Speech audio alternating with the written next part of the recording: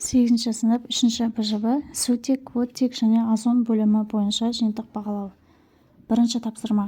Зертханада сутекті алуға болатын заттардың қатарын көрсетіңіз. С варианты. Екінші тапсырма. Сутек газы атмосферада аздаған мөлшерде кездеседі және қай суретте сутек газын жинау әдісі бейнеленген дейді. Бұл жерде бірінші суретте Б тапсырмасында өз таңдауыңызды түсіндіріңіз. Сутек жеңіл болғандықтан су астында жинайды. С тапсырмасы сутек газын зертханада алу үшін пайдаланатын реагенттерді анықтаңыз дейді.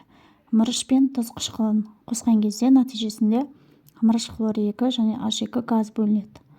Д тапсырмасында жиналған газ сутегі газ екенін дәлелдеу керек. Жанып тұрған сіріңкені жақындатқанда пах деген дауыс шығады. Е тапсырмасында сутектің қолданылуына мысал келтіріңіз дейді. Бұл жерде отын ретінде аммиак, тұз қышқылы, метанол, тыңайтқыш алуда қолданылады.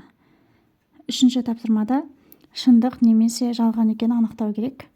Біріншісі иіссіз, дәмсіз, түссіз газ шындық, ауадан жеңіл жалған, суды ығыстыру арқылы жинауға болады жалған, -183 градуста сұйылады шындық, суда жақсы ериді, бұл жерде жалған. Келесі тапсырмада өзгерістер тізбегі берілген.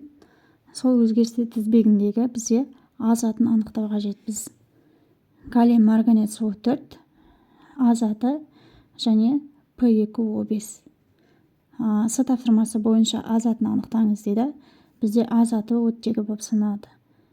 Д тапсырмасында калий марганец О4-тен А затын қалай аламыз? Яғни айырылу реакциясы бойынша калий марганец О4-ті ыдыратамыз. Сол кезде калий 2 марганец О4 қосылған марганец оксиді және О2 газ түзіледі. Е тапсырмасында осы А затының алдына қойылатын коэффициентті анықтау керек.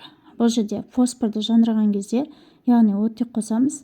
Оттек нәтижесінде P2O5. Теңестіру барысында фосфордың алдына 4 қоямыз, оттектің алдына 5 қоямыз, P2O5 оксидтің алдына 2 қоямыз.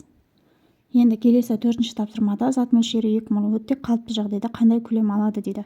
Бұл жерде формулаға саламыз, яғни 2 мольді 22,4 литр қалыпты жағдайға көбейтеміз. Мол мен мол қысқарып, нәтижесінде 44,8 литр шығады. Келесі 5-ші тапсырмада бізде сурет берілген. 5-ші тапсырмада сурет бойынша озонның қолдану салаларын айту қажет. Мұнайда, техникада, тағамда, салыстырғанда және күннен қорғайды. Енді 6-ші тапсырмада бізде екі себебін жаз деген ғарыш кемелерінің озон қабатының тесуі, екіншісі атмосфераға фреондардың тасталуы жатады.